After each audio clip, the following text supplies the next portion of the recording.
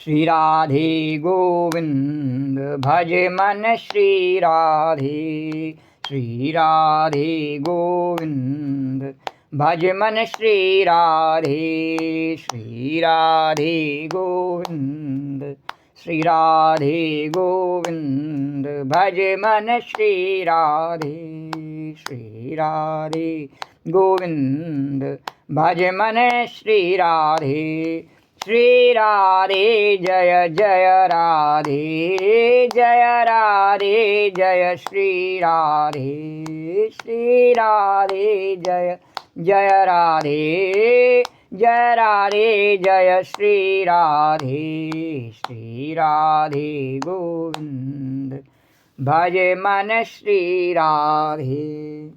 रासलीला का अंतरंग भाग 2, गोपी प्रेम की विशेषता। पादन्यासै भुजविधुत्वी सस्मितै भूविलासै भज्य मध्यै चलकुचपटै कुंडलै गंडलोलै। प्रेमी कृष्ण है और प्रेयसी प्रियतमा गोपियां हैं। और श्री कृष्ण कितना प्रेम करते हैं कि अपना समग्र भगवत तत्व, अपनी समूची सारी भगवत्ता गोपियों को अपने से मिलाने में खर्च करते हैं। क्योंकि जो भगवान से मिलना चाहे भगवान को बहुत प्रिय है, क्योंकि भगवान से मिलने वालों की संख्या कम है, मांगने वालों की संख्या बहुत है, मिलने वालों की संख्या बहुत कम है। इसलिए जो भगवान से मिलना चाहे उसको भगवान किसी भी प्रकार से अपने से मिला लेते हैं। तो अपना और कैसे मिलाते हैं भगवान कि अपना समग्र भगवत तत्व, अपनी समूची सारी भगवत्ता और गोपियों को अपने से मिलाने में खर्च करते हैं। बोलो द्वारकाधीश भगवान की जय। अपना सारा ऐश्वर्य, सारा धर्म, सारा यश, सारी श्री, सारा ज्ञान, सारा वैराग्य, अपनी सारी भगवत्ता दांव पर लगाकर भगवान श्री कृष्ण ने गोपियों को अपनी ओर आकृष्ट किया। यह बात आपको कल सुनाई थी। तो ध्वनि के द्वारा बुला लेना, वाक के द्वारा मना करना और मना करने पर उनके न मानने का उनके अंदर सामर्थ्य उत्पन्न कर देना, उनके मुख से यश श्रवण करना, रूप रमण में गर्व आना। तो यद्यपि गोपी गर्भ लेकर आई है तथापि उसको स्वीकार कर लेना और गर्भ देख करके अंतर्धान हो जाना, अंतर्धान होने पर भी सुखी रहना और रूप रमण के स्थान पर नाम रमण, यशो रमण, कीर्ति रमण करवाना। आई तो गोपी भगवान के रूप रमण करने के लिए हैं, पर भगवान की महिमा देखो। भगवान कहते हैं नहीं नहीं, जो मेरा नाम रमण नहीं कर सकता, मेरा कीर्तन नहीं कर सकता, उसको मैं सारूप्य मुक्ति भी नहीं देता हूँ, सारूप्य उसको अपना संग नहीं दे सकता हूँ मैं। तो गोपियों में रूप गर्भ का जो आह्वान उनके भीतर हुआ, उसके कारण से भगवान ने कहा तुम्हारे अंदर जो रूप के आकर्षण में आविर्भाव हुआ, रूप का आविर्भाव, तो उसको हटाने के लिए भगवान ने कहा नहीं, तुम्हें क्या करना है, अंतर्धान हो गए। तो अंतर्धान जब भगवान हो गए तो अब गोपियों ने क्या किया, भगवान का नाम रमण किया, यशो रमण किया, कीर्ति रमण किया। तो भगवान ने कहा जिससे मैं भक्ति करवाता हूँ उससे अपना नाम गब्बाता हूँ, उससे अपनी कीर्ति गब्बाता हूँ, उससे अपना यश वर्णन करवाता हूँ। बोलो द्वारकाधीश भगवान की। सबसे नहीं करवाता हूँ, जिस पर मैं कृपा करता हूँ उससे वर्णन करवाता हूँ। तो भगवान ने गोपियों पर कृपा की और गोपियों ने रूप रमण के स्थान पर नाम रमण, आई थी रूप रमण करने के लिए, पर भगवान के अंतर्धान होने पर नाम रमण किया और यशो रमण किया और कीर्ति रमण किया। तो कहा पूजा करो, पाठ करो, माला फेरो। तो गोपी गीत के रूप में ज्ञान का वर्णन करवाना, आविर्भाव के रूप में अपने श्री सौंदर्य का प्रकट करना, प्रेमी प्राकट्य के रूप में गोपियों के प्रेम के प्रति कृतज्ञता प्रकट करना और गोपियों के न पार ये हम निर्बद्ध संयुजाम स्वसाधु कृत्यम, और उनके सामने अपनी भगवत्ता का आविर्भाव, पारन्यासी भुज विद्युत भी अनेक रूप होना, उनके हृदय में होना, गोपियों का तन में हो जाना और अंत में कह देना कि तुम अपने घर जाओ। बोलो द्वारकाधीश भगवान। तो यह नहीं कि रास करने के भगवान के वैराग्य में या अपनी असंगता में रत्ती भर कमी आई हो। भगवान रास कर रहे हैं, लेकिन रास क्रीड़ा के बाद भगवान ने इतनी सहजता से कह दिया जाओ अपने घर जाओ। तो गोपी जाना नहीं चाहती थी पर चली गई। अनिच्छन्त्यो ययु, और भगवान ने वैराग्य उसमें भर दिया तो गोपी चली गई। तो श्रीमद् भागवत में जो श्री कृष्ण का रूप है वह जरा प्रेमी रूप है। तो श्रीमद् भागवत पर जैसे श्री वल्लभाचार्य जी महाराज के निबंध आदि अनेक ग्रंथ हैं, संप्रदाय के भी हैं, लेख हैं, महाप्रभु के, विट्ठल प्रभु के, गोकुल राय के, हरे राय के हैं, वैसे चैतन्य महाप्रभु संप्रदाय में भी सनातन गोस्वामी, जीव गोस्वामी, रूप गोस्वामी, विश्वनाथ चक्रवर्ती, बलदेव विद्याभूषण अनेक महात्मा लिखते हैं। और श्री वल्लभ संप्रदाय में श्री कृष्ण के प्रेम को मुख्य मानते हैं। इतना प्रेम है श्री कृष्ण में कि गोपियों के अयोग्य होने पर भी उनको योग्य बनाने के लिए अपनी समूची भगवत्ता का जोर लगा करके उनको अपने बिहार के योग्य बना लेते हैं। बोलो द्वारकाधीश भगवान की जय। तो श्री अभी सवेरे सुंदरकांड में बताया नहीं, कन्हैया करे दोहरा दे बात को। तो वो क्या है कि रावण अपनी योग्यता से बहुत योग्य बना पर उसकी योग्यता पर भगवान ने धूल डाल दी। बोले नहीं, ये अयोग्य विभीषण मेरे को पसंद है, इसे मैं योग्य बना लूँगा अपने हिसाब से। बोलो द्वारकाधीश भगवान की जय। तो श्री रूप गोस्वामी संदर्भ में कहते हैं कि श्रीमद् भागवत के श्री कृष्ण तो प्रेमी हैं और कैसे उनको कुरुक्षेत्र में जब यशोदानंद मिल गए तो अपना सिर उनकी गोद में रख दिया। कुंभ के समय पे ग्रहण के सूर्य ग्रहण के समय पर, और कुरुक्षेत्र में जब पर्व के समय पर वो सभी गए तो वहाँ से ब्रज से नंद बाबा यशोदा मैया गए, द्वारका से भगवान कृष्ण गए, हस्तिनापुर से पांडव गए। तो वहाँ जैसे उनका मिलाप हुआ तो इतने अवस्था होने पर भी भगवान ने अपना सिर उनकी यशोदा मैया की गोद में रख दिया और रोने लगे। तो वह रोने वाला भगवान, तो मैया लेती है हाथ में साटी और वे कहते हैं मैया मैंने अपराध नहीं किया, और मैया बांधती है ऊखल में तो बंध जाते हैं, मैया की गोद में सिर रख के रोने लगते हैं। सुदामा जी आते हैं तो उनको हृदय से लगा लेते हैं और प्रीति विमुच्यंत अभिन्दूना नेत्राभ्याम पुष्करेक्षणा, टपाटप आँखों से आंसू गिराते हैं। पानी परात को हाथ छुओ नहीं, नैनन के जल सो पग धोई। तो भला बताओ, जिसकी आँखों से आंसू गिरे प्रेम में वे भगवान, और स्वयं भगवान अपने भक्त के प्रेम में रो रहे हैं। उधर कुंदनपुर से चिट्ठी आई तो बोलते हैं कि ब्राह्मण देव हमको तो नींद ही नहीं आई। रुक्मिणी जी ने चिट्ठी लिखी तो तथाहम अपि तच्चित्तो निद्राम च न लवे निशि, हमारा ऐसा मन लगा है वेद अरबी में कि हमको तो रात रात नींद ही नहीं आती। वो गाना है मुझे नींद ना आए चैन न, तो भगवान ने बिल्कुल श्लोक में उसका वर्णन किया है भागवत जी में कि भगवान ने कहा तथा हमपि तच्चिंतो निद्रा च न लवे निशि। जब से मैंने रुक्मिणी के बारे में सुना है तो उसका चिंतन करते मेरी नींद उड़ गई है तो हमको तो रात में नींद ही नहीं आती।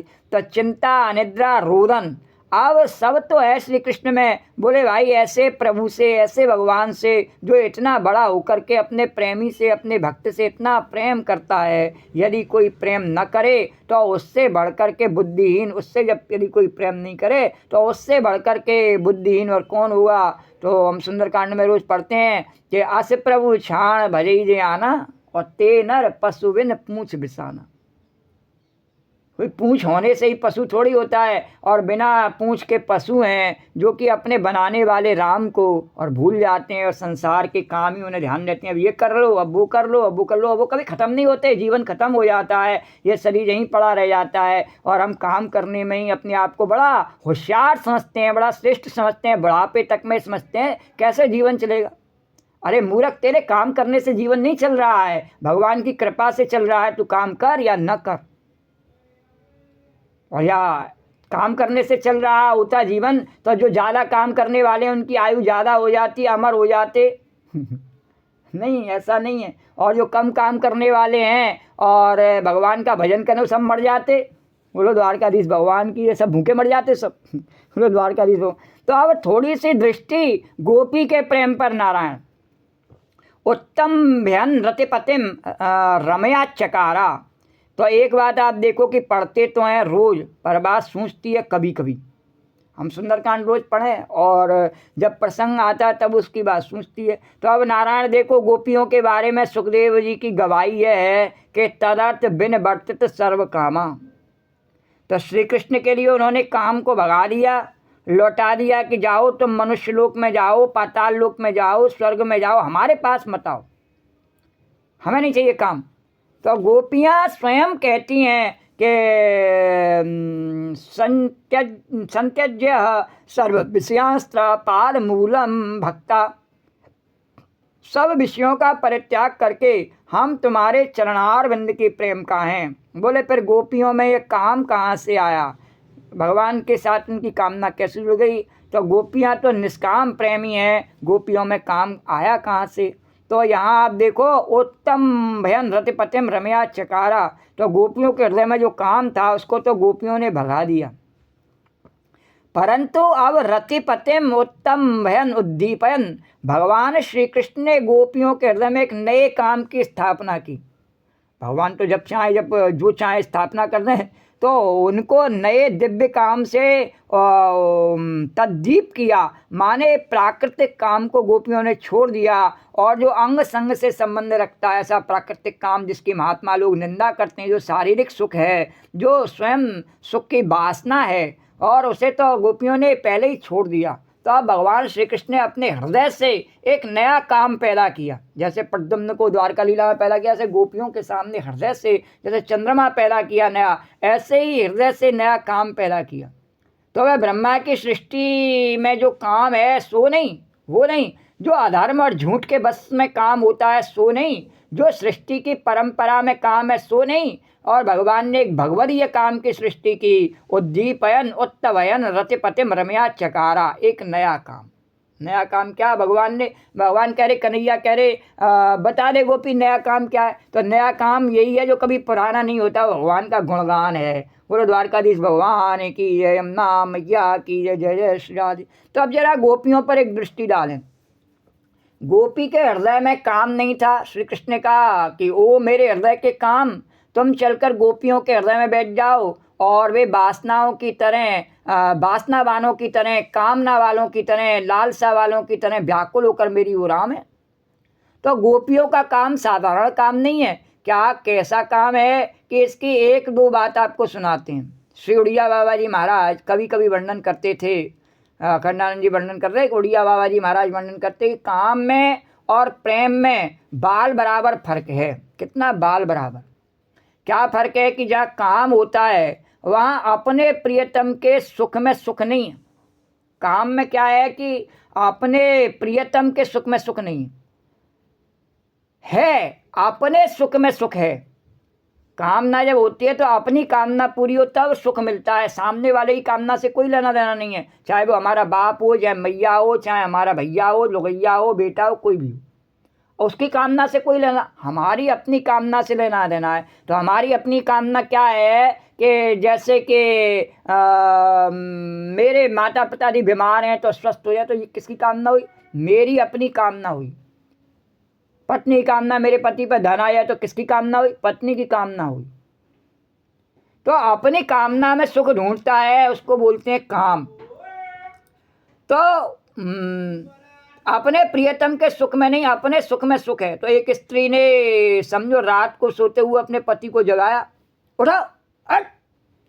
बेचारे दिन भर के थके हुए विश्राम कर रहे थे, तो उसने क्यों जगा दिया कि निद्रा में जो उसको शांति थी, जो विश्राम था, उससे कुछ अधिक सुख देने के लिए बोले सोने में इतना सुख नहीं आ रहा, थोड़ी रगड़ करेंगे, उठ। तो निद्रा में, तो सृष्टि में निद्रा के समान आदमी जितना निश्चिंत हो जाता है और जितना विश्राम करता है, उतना सुख संसार में जाग करके कोई नहीं दे सकता। अब वो बेचारा सो रहा। तो समाधि और निद्रा में इतना ही फर्क है कि निद्रा प्राकृतिक रूप से होती है और समाधि जीव के प्रयत्न से, अभ्यास से होती है। तो निद्रा में तो हम सब जब नींद आती है तो हमारा बस चलता ही नहीं है, सो ही जाते हैं। पर भगवान के ध्यान में बैठना, समाधि में बैठना, वो प्रयत्न का काम है, उसमें अपने आप नहीं बैठ जाते हैं, वो निद्रा अपने आप नहीं मिल जाती है। उस निद्रा को प्राप्त करने के लिए हमें प्रयत्न करना पड़ता है। तो अभ्यास जन्य होने से समाधि में सुख की कल्पना ज़्यादा होती है। जितना इतना हमारा अभ्यास बढ़ जाता है उतना ही उतना हमारा सुख भी उसमें बढ़ जाता है। और बिना प्रयत्न के प्राकृतिक होने के कारण सुषुप्ति में उतने सुख की कल्पना नहीं होती है। निद्रा में उतना सुख नहीं आ सकता जितना समाधि में है, क्योंकि वो बिना प्रयास के आती है, उसमें कोई प्रयास थोड़ी, आ ही जाती है अपने आप। तो काम में अपने सुख की लालसा है, अपने सुख की वासना है, और गोपी के प्रेम में तो तस्मेस्तु तत्सुखे सुखित्वम। गोपी के प्रेम की विशेषता क्या है? क्या गोपी कभी सुखी नहीं होती? तो गोपी सुखी होती है, परंतु वह अपने प्रियतम को सुख पहुंचाकर सुखी होती है। वह मक्खन बनाती है, किसके लिए? कन्हैया के लिए। वो भोग लगाती है, तब वो उसको सुख उत्पन्न होता है। जब कन्हैया आरोपते हैं तब वो उत्पन्न होता है, और दिखावे के लिए फिर वो कहे अरे तने चोरी कर ली, और अपन स्वयं किवाड़ के पीछे दुबक जाती है और मटकी रख देती है ताज़ा माखन से भर करके, और फिर कहती है आओ कन्हैया भोग लगाओ। और कन्हैया आए करके और भोग लगाते हैं, हाथ डाल देते हैं, तो हाथ पकड़ के कहती है अरे तैने माखन चुरा लिया मेरा। तब भगवान कहते हैं नहीं नहीं, मैंने चुराया नहीं, मैं तो इसमें चींटी पड़ी हुई थी, वो बीन रहा था, साफ कर रहा था तेरा माखन। बोलो द्वारकाधीश भगवान की जय। तो एक पत्नी हो घर में, और उसने अपनी भूख के मुताबिक बढ़िया भोजन बनाया और खूब खा लिया। हम देखते हैं बराबर में पूतना मैया को, अपना बढ़िया बनाया और खा लिया, तो अपनी छुला के तृप्ति कर ली। और एक उदाहरण दिया, अधिकतर स्त्रियों की ऐसी आदत होती है। कहते जरूर हैं कि स्त्रियां दूसरों को खिला करके खाना चाहिए, लेकिन स्त्रियों में गुण नहीं होता, वो दूसरों को खिला के नहीं खाती हैं। वो तो स्वयं अपन खाना चाहती हैं, और उन्हें दूसरों को खिलाना अच्छा नहीं लगता है। ये प्रत्यक्ष में मेरे अपने अनुभव की बात है, ये किसी दूसरे के अनुभव की बात नहीं है। चाहे कितनी भी बड़ी स्त्री हो, चाहे वो अपनी मैया हो, चाहे लुगैया हो, चाहे कोई भी हो, उसको अपने जो भी बनाती है भोजन अपने खाने के लालच से बनाती है, उसको खवाती नहीं। आदमी में एक गुण विशेष होता है कि वह दूसरे को परीस करके खिला सकता है, स्त्री नहीं खिला सकती है। और क्यों नहीं? ऐसा नहीं है कि पूर्व काल में ऐसी स्त्रियां नहीं होती थी। पहले भारत में ऐसी स्त्रियां होती थी जिनको अन्नपूर्णा कहते थे, और लोग उनके चरणों में वंदना करते थे। पर अब आज की तो भूखी पूतना हो गई हैं, उनको अपना बेटा बेटी भी अच्छा नहीं लगता। बाहर भग जा, हमारे खाने में विघ्न मत डाल। अपना खसम भी अच्छा नहीं लगता, तू भी जा कमाने स्कूटर पर बैठ करके। हमें मेरा अपना खाना, अपना बोलना, अपना सोना, इसमें कोई डिस्टर्बेंस नहीं होवे। बोलो द्वारकाधीश भगवान की जय। तो ऐसी प्रकार से एक पत्नी घर में, तो उसने अपनी भूख के मुताबिक बढ़िया भोजन बनाया और खूब खा लिया, और अपनी क्षुधा की तृप्ति कर ली और उसके बाद थोड़ा सा अपने पति के लिए भी रख दिया। बोले द्वारकाधीश भगवान की जय। थोड़ा सा पति के लिए, बोले पति तो थोड़ा ही सही तो खाएगा गिनती के। और बहुत सी महिलाएं ऐसी होती है गिन के रखती हैं कि 4 टिकिया खाता है हमारा पति तो, और बड़ी शान से कहती हैं, और बड़ी शान से पड़ोसियों में और कहती हैं अरे कितना खाए वो इनको, बेचारे इनको 2 टिकियाँ खा में बस। और इस डर के मारे बेचारा पति और कहता है कहीं मेरी पत्नी की शान फीकी हो गई तो मेरे से लड़ेगी, इसलिए डर के मारे एक ही खाता है। फिर क्या करे, बाजार में भली खाया हुआ एक ही खाता है तो पहले ही वो कह देती है नहीं ये तो 2 ही खाते हैं बस सिर्फ। बोलो द्वारकाधीश भगवान की। यानी अपन तो भले 20 खाए जावे और गिनती नहीं बतावे, और पति को 2 भी खिलावे तो उसको जो है गिन करके पड़ोसियों को गाय के बतावे 2 ही खाती।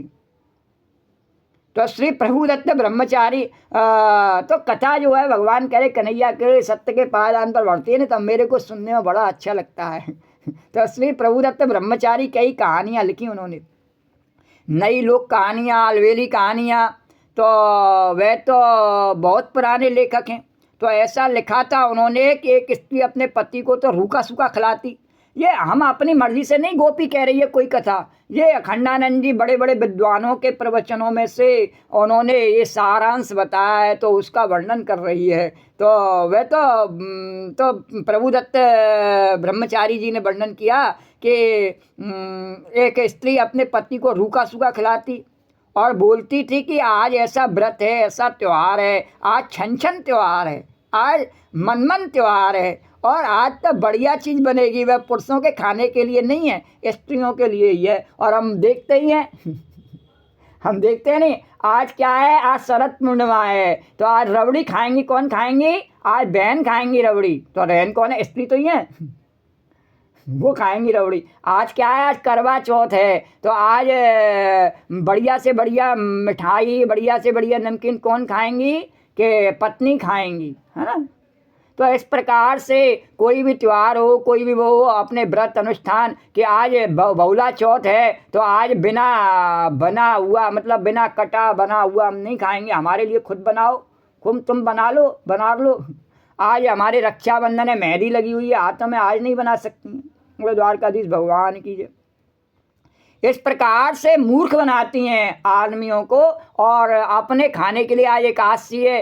अरे और तो और भगवान कह रहे बता ना गोपी बता, देखो कैसा है कि जब कोई मर जावे तो सारे काम छूट जावे उसके, द्वारकाधीश की मंगला भी छूट जावे, सब छूट जावे और सब काम बंद हो जावे उसके, जब होम जो भी उसका जो नियम है थोड़ा बहुत ढोंग के लिए भी करे वो भी सब बंद हो जावे।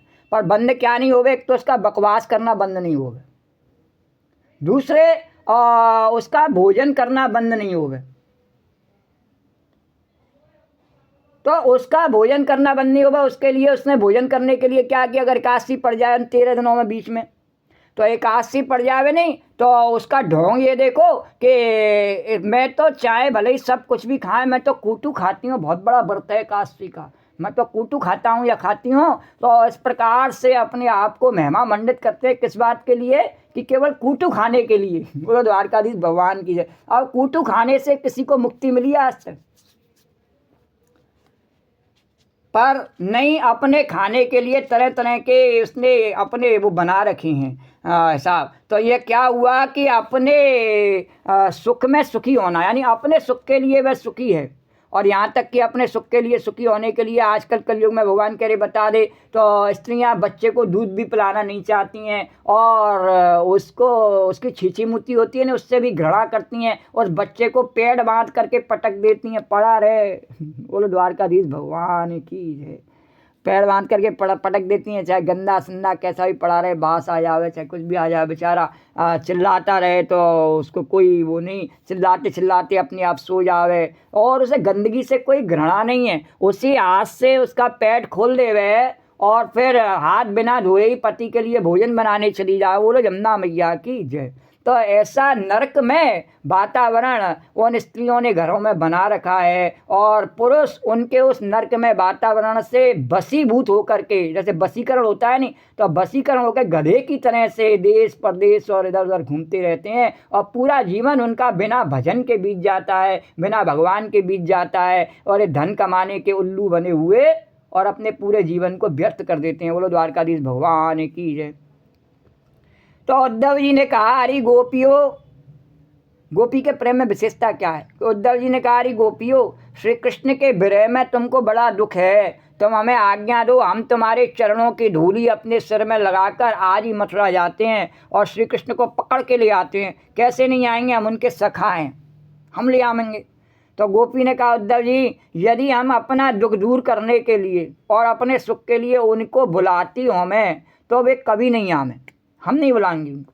बोलो द्वारकाधीश भगवान की है। यदि हमें अपना सुख प्रिय है तो भगवान कभी नहीं आवे यहाँ पे। सौख्यम यद्यपि बलवद गोष्ठमाप्ते मुकुंदे यद्यल पापी क्षतेर उदयते तस्य मागात कदापि। उनके आने से हमको सुख होगा ये हम मानती हैं, लेकिन हमें सुख देने के लिए यदि उनको संकोच हो तो वे कभी ना आवे। हम दुख में प्राण दे सकती हैं, परंतु अपने सुख के लिए हम प्रियतम को यहाँ आने के लिए कभी जिद नहीं कर सकती। बोलो द्वारकाधीश भगवान की जय। अरे जो सेवक साहे वहीं संकोची, अरे जो सेवक साहे वहीं संकोची, और निज सुख चाहत ताहे मत पूछी, निज सुख चाहत ताहे मत पूछी। तुलसीदास जी वर्णन करते हैं कि अयोध्या कांड में भरत जी क्या बोलते हैं कि जो सेवक अपने स्वामी को संकोच में डाल करके और सुख चाहता है उसकी बुद्धि छोटी है। अरे समुझई राम कुटिल कर मोही, समझई राम कुटिल कर मोही, समुझई राम कुटिल कर मोही, समुझई राम कुटिल कर मोही। लोग कहें गुरु साहिब द्रोही, लोग कहें गुरु साहिब द्रोही। और भरत जी कह रहे भले ही भगवान से मैं जिद कर रहा हूँ तो भले ही चाहे राम मुझे कुटिल समझे और मुझे अपना प्रेमी न समझे, और चाहे लोग भी कहें कि भरत रामचंद्र का गुरु का द्रोही है, सब मेरी बुराई करें, मुझे अपयश मिले, परंतु सीताराम चरण रत मोरे, सीताराम चरण रति मोरे, अनुदिन बढ़ाऊँ अनुग्रह तोरे, अनुदिन बढ़ाऊँ अनुग्रह तोरे। हमारे हृदय में आपके अनुग्रह से सीता रामचंद्र का प्रेम बढ़े, और न हमें लोक प्रसिद्धि की आवश्यकता है और न रामचंद्र की स्वीकृति की आवश्यकता है, न हम उनको संकोच में डालना चाहते हैं और न तो हम अपना सुख चाहते हैं। हम तो चाहते हैं कि बाबा उनको जैसे सुख हो वही हो। भगवान को क्या किस बात में सुख है वही चाहते हैं भरत जी। तो भगवान ने जब कहा कि नहीं, मेरे को सुख है कि मैं अपने पिता का वचन निभाने के लिए 14 वर्ष के लिए वनवास जाऊं, और मेरे को सुख इसमें है कि तुम भी अपने पिता का वचन निभाने के लिए राज्य की शासन करो और पालन करो, यही इसी में मेरा सुख है, बोलो द्वारकाधीश भगवान। तो भरत जी ने उनकी बात मान करके और वैसा ही किया। तो गोपी कहती है कि उनके आने से हमको मनोलाभ होता है, लेकिन यहाँ आने से यदि उनकी रत्ती भर भी हानि होती है तो वो यहाँ नहीं आए। उद्धव जी से कहा बिल्कुल आने की जरूरत नहीं है, तुम नीके रहो, वहीं पर रहो, सही रहो, आनंद से रहो, भले ही मथुरा में रहो। तो नारायण गोपियों के प्रेम की विशेषता यह है कि वे अपने सुख के लिए प्रेम नहीं करती, वे भगवान को सुख देने के लिए भगवान से प्रेम करती हैं, तो इसका नाम प्रेम है। तो बाल बराबर फर्क क्या है कि अपने सुख से सुखी होना, इसका नाम काम है। अब ये कामना, अब ये कामना, ऐसा कर लो तो सुखी हो जाओ, ऐसा कर लो तो सुखी हो जाओ, ऐसा कर लो तो सुखी हो जाओ, और ऐसा करते करते और बुढ़ापा आ गया और हम सुखी नहीं हो पाए। राम राम, पर राम कहने का हमें अवसर ही नहीं मिल पाया। इतनी देर में काल का बुलावा आ गया और राम राम सत्य का नज़ारा आ गया, तो फिर राम कहने का मौका तो दूसरों को मिल गया, हमें वो मिल ही नहीं पाया पूरे जीवन में। तो भगवान इसीलिए कहता है, अरे जब तक है जिंदगी फुर्सत ना होगी काम से, ये कभी हटने वाला नहीं है मूर्ख।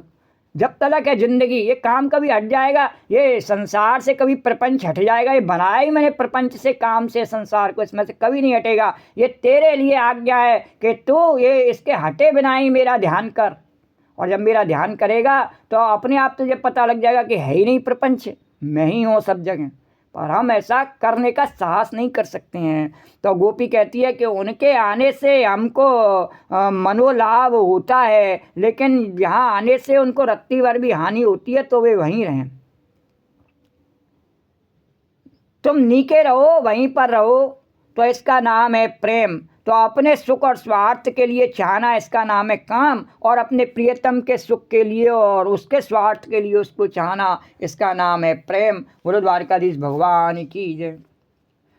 अरे महाराज राम पे जाऊंगो, और सुख स्वार्थ पर हर करी हों सोई, जय साहेब ही सुहाऊंगो।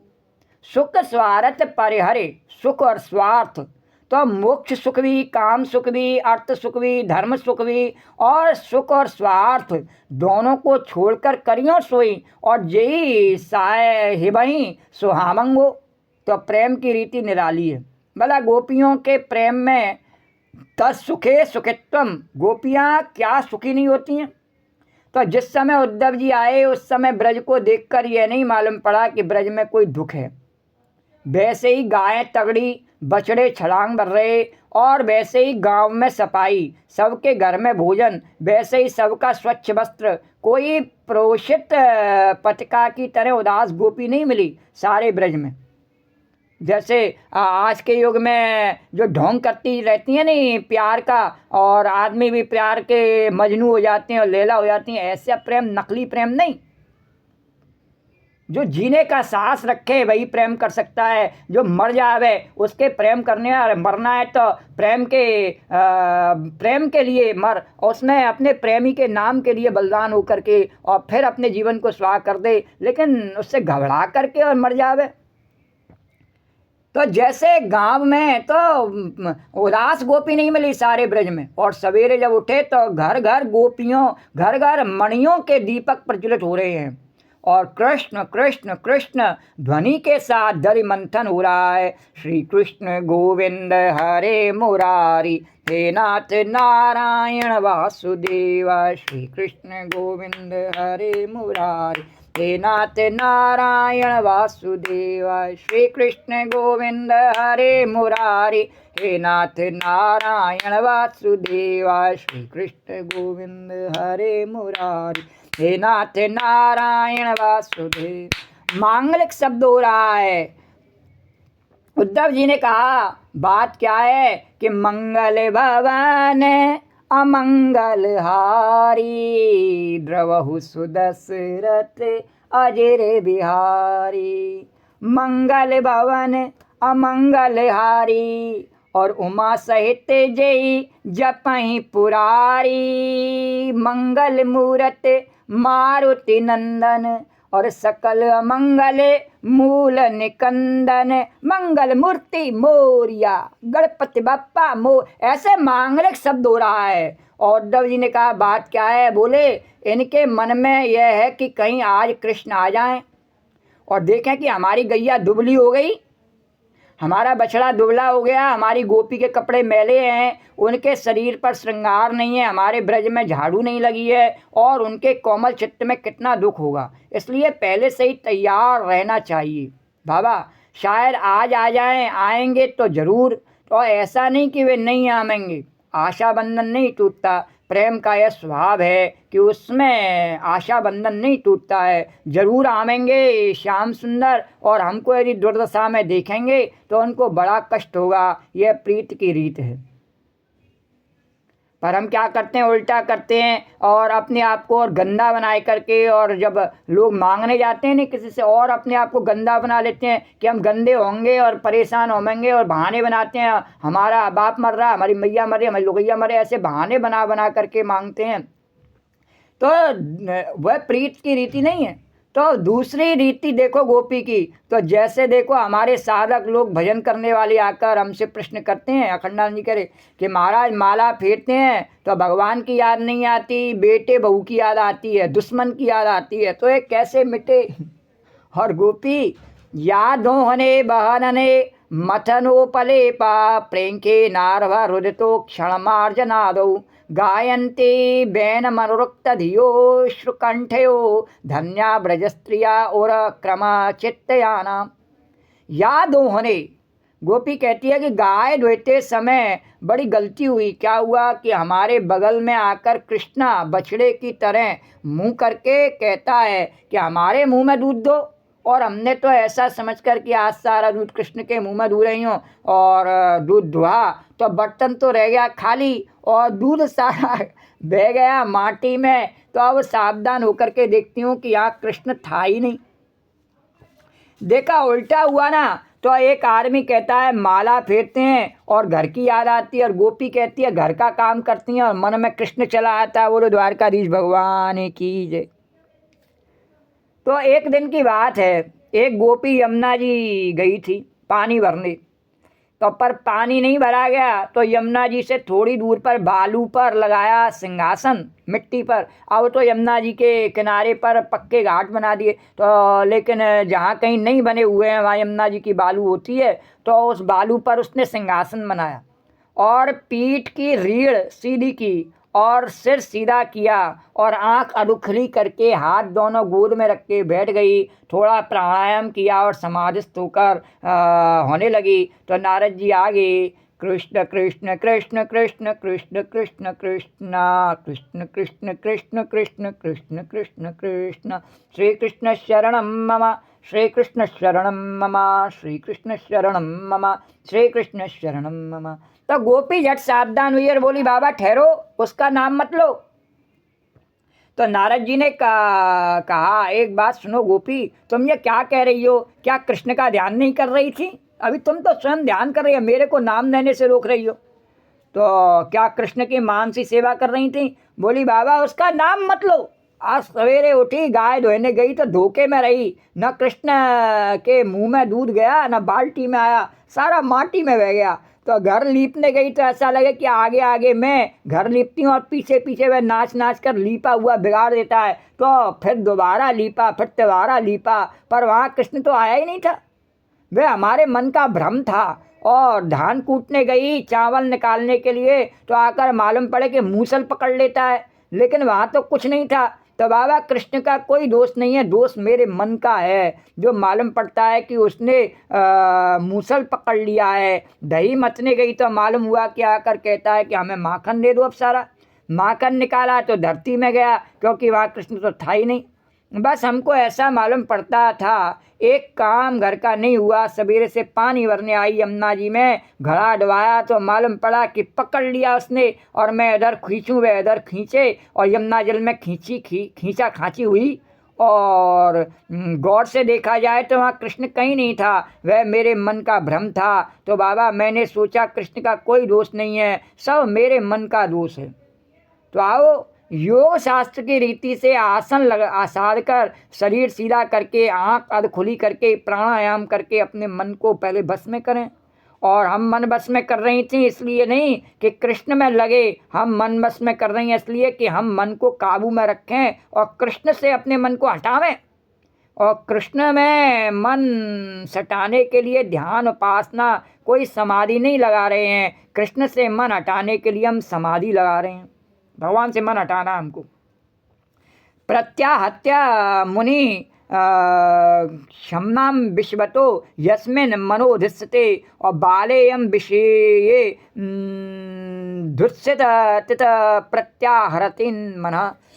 तो नारद जी बोले, देखो बड़े बड़े ऋषि मुनि सन्यासी अपने मन का प्राणायाम प्रत्याहार आदि साधन से अपने मन को लगाना चाहते हैं श्री कृष्ण में, और लगता नहीं। और ये गांव की गंवार गोपी कृष्ण में से मन हटाने के लिए प्राणायाम प्रत्याहार का अभ्यास कर रही हैं। तो जिसके लिए लोग बड़े बड़े ऋषि चाहते हैं कि हमारे हृदय में एक बार श्री कृष्ण का पीतांबर फहरा जाए, नख छटा चमक जाए। गोपी चाहती हैं कि वे हमारे हृदय से निकल जाए, और निकाले नहीं निकलता है। तो गोपी के प्रेम में जो तन्मयता थी, उसके कारण भगवान को अपने हृदय में बसाने के लिए नहीं, निकालने के लिए साधन करना पड़ता था। ग्वालिनी प्रगट्यो पूरन नेहु, दधि भाजन सिर पर धरे, कहती गोपाल लेहु।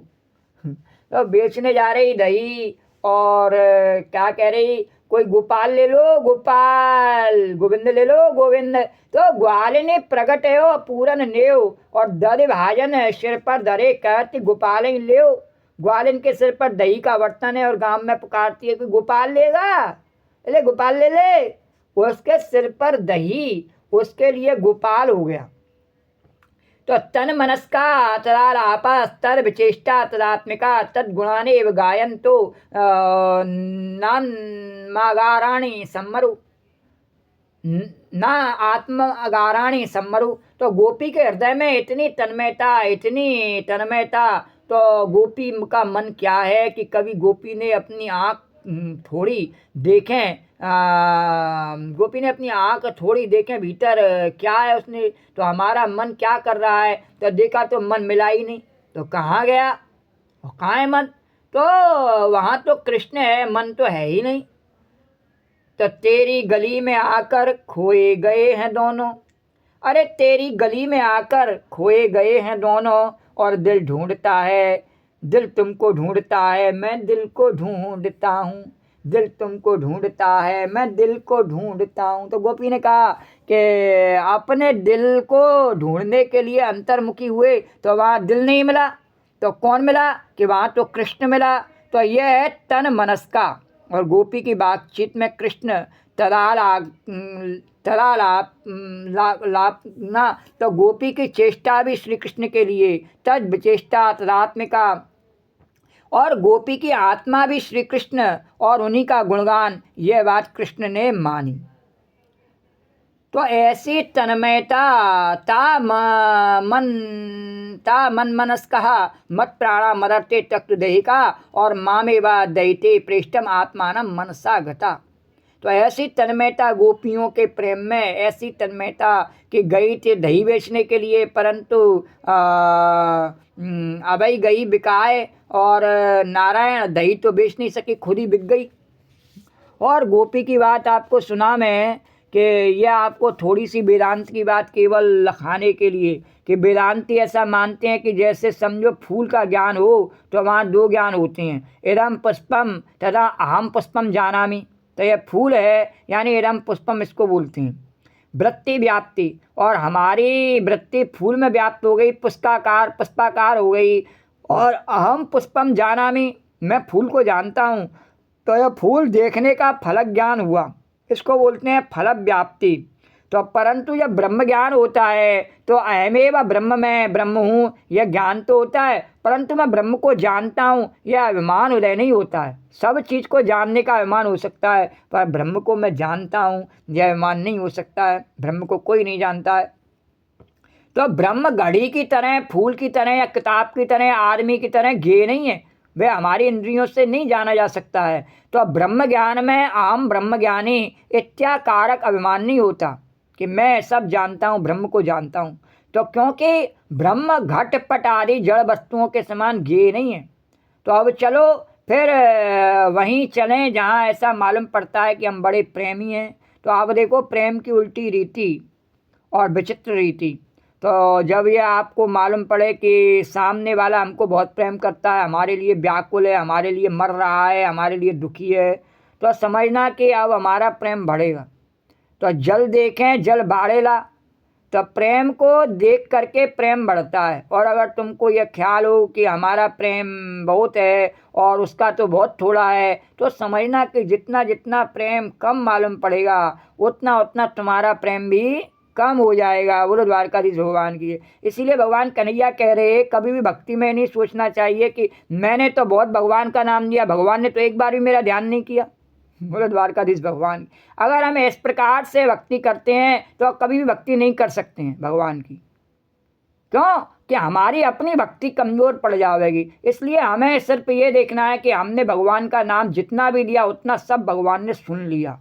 द्वारकाधीश भगवान की है।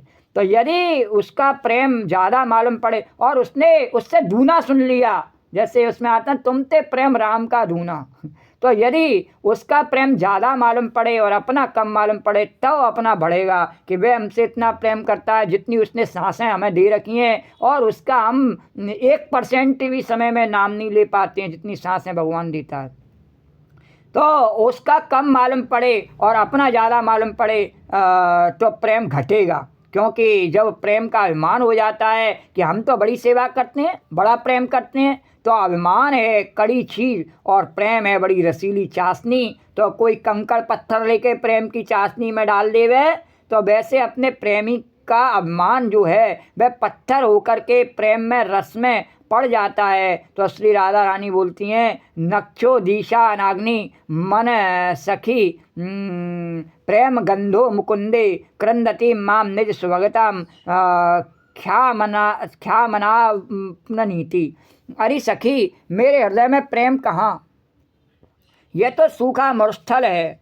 क्या कभी यह सौभाग्य हुआ कि हमारे जीवन में जब हमारा हृदय प्रेम के अमृत समुद्र से लबालब भर जाएगा, वह दिन कब होगा हमारे जीवन में? अरे अभी तो मैं उनके देखे बिना जीती हूँ, उनको भुलाकर सोती हूँ, उनके बिना खाती हूँ, उनके बिना हंसती हूँ, उनके बिना दूसरों को आँख से देखती हूँ, दूसरों की बात सुनती हूँ। मैं उनके बिना जी रही हूँ और मेरा नाम प्रेमी।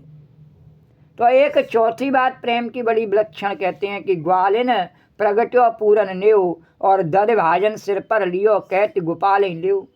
तो इसी में है कि हृदय एक मंदिर है।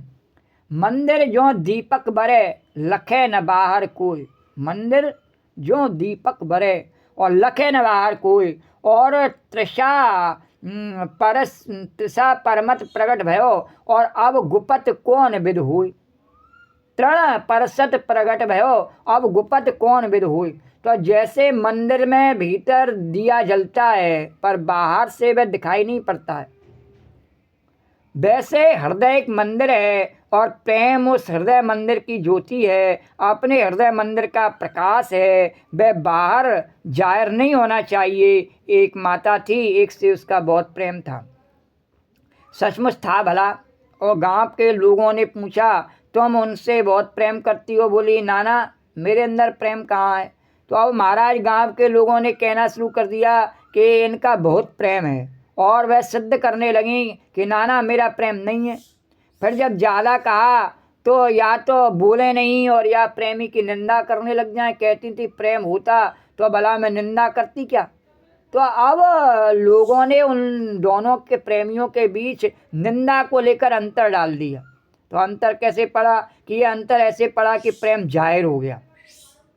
तो हृदय के मंदिर में ये प्रेम का दीपक प्रज्वलित होता है, परंतु यदि इस मुंह के दरवाजे से निकला तो जैसे दिए को आंचल से दबाकर भी चलो ना, अगर बाहर की हवा लगेगी तो डांवाडोल हो जाएगा, बुझ जाएगा। तो प्रेम को तो जितना जाहिर करना चाहता है वह भीतर उतना ही ठन ठन गोपाल हो जाता है, और जो जितना भीतर गुप्त रखना चाहता है उसके कण कण में, उसके रोम रोम में, उसके तन में, उसके शरीर में प्रेम प्रकट होता है। तो गोपियों में जो प्रेम है नारायण, उसको गोपी अपने हृदय में छिपा कर रखती है। गोपीनाथ गोपी वह मथुरा जाकर के कहने का तात्पर्य है, कन्हैया कह रहे कि मेरी गोपी मेरे पीछे मथुरा आके इस बात का ढोंग नहीं करती, ढिढोरा नहीं पीटती कि मैं भगवान की सबसे श्रेष्ठ भक्त हूँ, तो मेरे को अपने सर पर बैठा ले। मैं बोले द्वारकाधीश भगवान की, जैसे भगवान की 16,000 पत्नियों में सत्यभामा 8 पटरानियों में जो सबसे ज़्यादा माननी, वो हमेशा यही बात कहें कि भगवान मेरे को अपने सर पर बैठा ले। मैं पर गोपियाँ नहीं ऐसा, और भगवान के साथ जाने के लिए और गरुड़ पर बैठ करके और मेरे को स्वर्ग दिखाए के लाओ, कल्प वृक्ष दिवाई के लाओ, और भगवान के साथ में चल दी सत्यभामा। पर गोपी में ऐसी बात नहीं है कि हमारे को कहीं घुमाने ले जाओ, कि हमारे को कुछ गिफ्ट ला करके दो तब हमारा प्रेम है, या प्रेम का ढिढोरा पीटा कि हमने तो तुमको बहुत बचपन में माखन खिलाया, बहुत तुम्हारा सब कुछ सहन किया, तुमने हमारे वस्त्र तक चुराए और फिर भी हमने कुछ नहीं कहा, तो हमारे को द्वारका में बिठाओ, वो बढ़िया महल बनाए करके हमारे को मथुरा में बिठाओ। नहीं, गोपी ने नहीं कहा। तो गोपी का में जो प्रेम है नारायण, उसको गोपी अपने हृदय में छिपा कर रखती है। तो गोपनाथ गोपी, जो उसको गुप्त रखे वो गोपी। तो अब देखो गोपी की बाहरी बात सुना में, रति पते में उत्तव है ना, को गोपी के हृदय में कृष्ण के प्रति प्रकृति से, स्वभाव से, जन्म से प्रेम आया हुआ था कि कृष्ण को देख देख कर हम खुश हों, सुन सुन कर खुश हों, और हूँ कर खुश हों, हमें खुशी मिले। तो श्री कृष्ण मानो गुड़ की डली हैं और हम जीव से चाट चाट कर उसको खुश होना चाहते हैं। तो अब जब श्री कृष्ण ने प्रेम किया तब उलट गया मामला। बोले कि प्यारे तुम हमारे घर भोजन करने के लिए पधारो, हम तुम्हारे घर बल का साग बन जामें, तुम्हारे परवल का हम तुम्हारे परवल का साग बन जामें। और एक माता है वह गाती है, तुम हमारे भोजन करने के लिए पधारो तो मैं आलू बन जाऊँ, कचौड़ी बन जाऊँ, मालपुआ बन जाऊँ। तो क्या मतलब हुआ कि एक तो कहता है कि तुमको देखकर मैं खुश हो जाऊं, और दूसरा कहता है मैं साग बनकर तुम्हारी जीभ पर स्वाद हो जाऊं। मैं गाऊं और तुम सुनो, मैं सुंदर हो जाऊं और तुम देख देख कर प्रसन्न हो जाओ, मेरे शरीर की सुगंध सूंघकर तुमको आनंद आवे, मेरे शरीर के रस से तुमको आनंद आवे। तो एक प्रीति की रीति यह हुई कि श्री कृष्ण ने गोपी के हृदय में रतिपति को जागृत किया, कामदेव को। तो एक प्रेम होता है एकांगी, और गोस्वामी तुलसीदास जी ने चातक के प्रेम की बड़ी भारी महिमा सुनाई है। तो लेकिन एक प्रेम होता है समरथ, और ब्रजवासियों ने इस प्रेम की चर्चा की है कि श्री हित हरिवंश जी एक पद में कहते हैं कि एक चकवी और एक चकवा। तो चक्रवाक और चक्रवाकी के बारे में ये प्रसिद्ध मर्यादा है कि वे दिन भर तो साथ साथ रहते हैं पर रात को अलग हो जाते हैं। तो नदी के उस पार का चकवा चिल्लाता है, रोता है, और इस पार चकवी रोती है। तो सारी रात दोनों रो रो कर चिल्लाते हैं। तो उन्होंने कहा क्या चक्रवाक और चक्रवाकी का प्रेम सच्चा है? तो बोले कि नहीं, जिस प्रेम में संयोग का सुखी उदय नहीं हुआ उस प्रेम में अभी पूर्णता कहाँ। तो प्रेम तो सच्चा है लेकिन प्रेम पूर्ण नहीं है। फिर बोले कि अच्छा यह बताओ कि सारस दंपति जिंदगी भर साथ साथ रहते हैं, एक ही सरोवर में दोनों हंसते खेलते हैं, झूमते हैं, खाते पीते हैं, सैर करते हैं, क्रीड़ा करते हैं और दिन रात साथ साथ रहते हैं, तो क्या सारस का प्रेम पूर्ण है? बोले कि नहीं, उसका भी प्रेम पूर्ण नहीं है, क्योंकि वियोग के तराजू पर जिसका प्रेम कभी तौला नहीं गया उसका प्रेम पूर्ण है। उसका पता कैसा लगे, उसको वियोग ही नहीं हुआ सारस को कभी। तो बोले भाई सारस का भी प्रेम पूरा नहीं और चक्रवाक और चक्रवाकी का भी प्रेम पूरा नहीं। तो प्रेम पूरा हुआ कैसे? बोले कि चंद्रमा और चकोर का प्रेम पूर्ण है। तो बोले नहीं चंद्रमा और चकोर के प्रेम में भला क्या रखा है। इसी प्रकार कोई कुमुदनी और चंद्रमा के प्रेम में पूर्णता कहीं है, और फिर प्रेम का पता कैसे लगे। तो बोले कि बस एक काम हमारे हाथ में दे दो और तो इस प्रेम का पता बता दें। तो यह क्या कि हम दिन भर में 100 मर्तबा चकोर को चंद्रमा बना दें में और चंद्रमा को चकोर बना दें में, तो चंद्रमा चकोर बनकर देखेगा कि चकोर के हृदय में चंद्रमा से कितनी प्रीति होती है, और चकोर को मालूम पड़ेगा कि चंद्रमा कितना रसीला है। तो चंदा चकोर होए पीवे, और यदि चकोर होकर चंद्रमा अपने रस का आस्वादन करे तो उसको मालूम होगा कि चंद्रमा का रस पीने में कितना स्वाद आता है। और यदि चकोर चंद्रमा हो जाए तब देखे कि चकोर उसके साथ कितना प्रेम करता है। तो मछली पानी हो जाया करे और पानी मछली हो जाया करे, तब पानी में कैसा रस है और मछली में कैसी प्यास है, यह एक दूसरे को मालूम पड़े। तो जब तक दोनों अलग अलग हैं तब तक प्यास और रस दोनों का आस्वादन नहीं होता। तो देखो यहाँ कृष्ण गोपी हो जाते हैं और गोपी कृष्ण हो जाती है, राधा कृष्ण हो जाते हैं और कृष्ण राधा कृष्ण हो जाती है और कृष्ण राधा हो जाते हैं। तो इसका वर्णन है श्रीमद् भागवत में, कश्यास्तित पूतनायन्याम कृष्णयन्या पिबत स्तनम और दुष्ट्वाय गच्छ जातोयम खलानाम ननु दंडधक। तो कोई एक गोपी हो गई कृष्ण और दूसरी बन गई पूतना, और दूसरी बोली अरे देखो देखो मैं कृष्ण और मेरी गति देखो कैसी सुंदर चाल से चलती हूँ। तो कृष्णो हम पश्चात गतिम ललिता मिति तन्मना। तो गोपी कृष्ण कृष्ण का करती कृष्ण हो गई और राधा आ गई श्याम भई। तो ब्रह्म चैतन्य में दृष्टा और दृश्य का भेद नहीं है। तो जैसे ब्रह्म सत्ता में कर्ता और कर्म का भेद नहीं है, ऐसे आनंद सत्ता में भोक्ता और भोग्य का भेद नहीं है। तो प्रेम में राधा और कृष्ण का भेद नहीं है। ऐसा अखंड प्रेम रस से परिपूर्ण वह श्री कृष्ण और राधा का प्रेम है, वह यह प्रेम मालिक है। और इसका एक उदाहरण तो हमारे गोवर्धन में बना हुआ है, राधा कृष्ण कुंड जो है, और उसमें वही कृष्ण कुंड है और वही राधा कुंड है, और फिर भी उनके नाम अलग अलग हैं। बोलो द्वारकाधीश भगवान की जय। दो कुंड नहीं है, एक ही कुंड है, और एक ही कुंड के दो नाम हैं कि उधर से देखो तो राधा कुंड है, इधर से देखो तो कृष्ण कुंड है, और राधा कृष्ण दोनों उसके स्वरूप के खिलौना हैं। तो ये प्रेम राधा को कृष्ण बना करके और खेलता है और कृष्ण को राधा बना करके खेलता है। तो ये दोनों को बनाता है, बिगाड़ता है, प्रेम मालिक है। सारी सृष्टि को चलाने वाले कृष्ण है और कृष्ण को चलाने वाला है प्रेम। तो प्रेम कृष्ण का सेवक नहीं है, कृष्ण का मालिक है। भगवान ने कहा प्रेम हमारा मालिक है। तो ब्रजवासियों के प्रेम के निरूपण में एक विशेषता है क्या कि वे कहते हैं प्रेम समुद्र है और राधा और कृष्ण उसकी दो तरंगे हैं। तो राधा और कृष्ण विवर्त हैं और विवर्ती है प्रेम। तो आनंद ब्रह्म राधा कृष्ण में भोक्ता भोग्य का भेद नहीं है, असल में तो प्रेम ही प्रेम है, रस ही रस है। बोलो द्वारकाधीश भगवान की जय। राधे कृष्णा गोपाल कृष्णा, राधे कृष्णा गोपाल कृष्णा, राधे कृष्णा गोपाल कृष्ण, राधे कृष्णा गोपाल कृष्णा, राधे कृष्णा गोपाल कृष्णा, राधे कृष्णा गोपाल कृष्णा, राधे कृष्णा गोपाल कृष्णा, राधे कृष्णा गोपाल कृष्णा, राधे कृष्णा गोपाल कृष्णा, राधे कृष्णा गोपाल।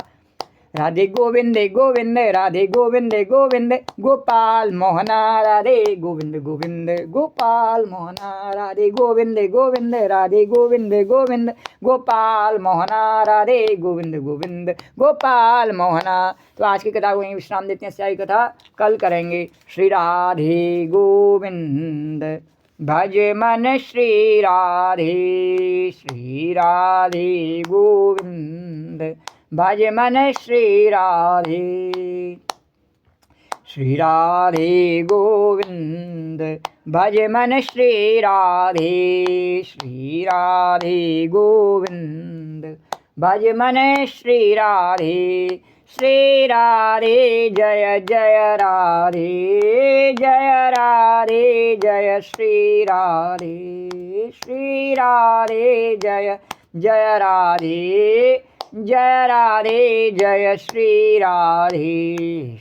राधे गोविंद भजे मन श्री राधे। या देवी सर्वभूतेषु कथारूपेण संस्था नमस्तस्यै नमस्तस्यै नमस्तस्यै नमो नमः।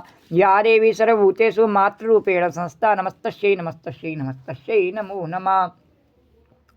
ओम सर्वमंगल मांगल्ये शिवे सर्वार्थ साधके शरण्ये त्र्यंबके गौरी नारायणी नमोस्तुते। नमो नमो दुर्गे सुख करनी नमो नमो अम्बे दुख हरनी। निरंकार है ज्योति तुम्हारी त्यों लोक फैली उजी। सस ललाट मुख महाविशाला नेत्र लाल ब्रुकुटे विकराला। रूप मात को अधिक सुहावे दरस कर जन अति सुख पावे। तुम संसार शक्ति लोकी ना पालन हेतु अन्न धन दी। अन्नपूर्णा हुई जगपाला तुम ही आदि सुंदरी बात। प्रलय काल सब नासनहारी तुम गौरी शिव शंकर प्यारी। शिव योगी तुम रे गुण गामे ब्रह्मा विष्णु तुम्हें नित ध्यान। रूप सरस्वती का तुम धारा देश बुद्धि ऋषि मुनि ने उबारा। धरो रूप नर सिंह को अम्बा प्रगट वही पहाड़ कर। रक्षा कर प्रहलाद बचायो हिरणाकुश को स्वर्ग पटायो। लक्ष्मी रूप धरो जगमाई श्री नारायण अंग समाई। क्षीर सिंधु में करत बिलासा दया सिंधु दी जय मन। हिंगलाज में तुम्ही भवानी मैं माँ तब नहीं जाए बखानी। मातंगी धूमावती माता भुवनेश्वरी बगला सुख। श्री भैरव तारा जगतारणी छिन्न वाले दुख निवारणी के हरिबान। सो भवानी लागुर वीर चलत अगवानी। कर में खप्पर खड़ग विराजे जाको देख काल डर। सो है अस्त्र और त्रिशूला जाते उठत शत्रु ये सूला। नगर कोट में तुम्ही विराजत तिहु लोक में डंका वाजत। सुमन सुम दानव तुम रक्त बीज संखन संहारे। महिषासुर दैत्य अभिमानी जय अगवार मही अकुल। रूप कराल काल को धारा सैन सहित तुम ते संगारा। परिगाड़ संतन पर जब जब बहिसाए मात तुम तब तब अमरपुरी और बा सब लोका। तब में माँ सब रहे असु ज्वाला में है जोत तुम्हारी। तुम्हें सदा पूजे नर नार प्रेम भगत से जो जस गामे। दुख दारिद्र निकट नहीं आमे ध्यावे तुम्हें जो नरमन लाई। जन्म मरण ते सो छुट जा जोगेश्वर मन कहत पुकारी। योग न होए बिन शक्ति तुम्हारी। शंकर आचार तप कीनो काम क्रोध जीत सबली। जिस दिन ध्यान धरो शंकर को काउ काल नहीं सुमरो तुमको। शक्ति रूप को मरम न पायो शक्ति गई तो मन पछता। शरणागत हो कीर्ति बखानी जय जय जय जगदम्ब भवानी। भई प्रसन्न आज जगदम्बा दई शक्ति नहीं कीन विलम्बा। मुँह को मात कष्ट गे तुम बिन कौन हरे दुख मेरो। आशा तृष्णा निपट सतावे रिप मूरख मोय अति दर्पा। शत्रुनाश की जय महारानी सुमरो एक चित तुम्हें भवानी। करो कृपा हे मातु दयाला रिद्ध सिद्ध दय करो निहाला। जन्म जन्म मैं तब फल पाऊँ तुमरो जिसमें सदा सुनाऊँ। दुर्गा चालीसा जो गावे सब सुख भोग परम पर। देवी दास शरण निज जानी करो कृपा जगदम्ब भवानी। करो कृपा जगदम्ब भवानी। बोलो जगज्जननी निपुणा पार्वती मैया की जय। या देवी सर्वभूतेषु कथा रूपेण संस्था नमस्तस्यै नमस्तस्यै नमस्तस्यै नमो नमः।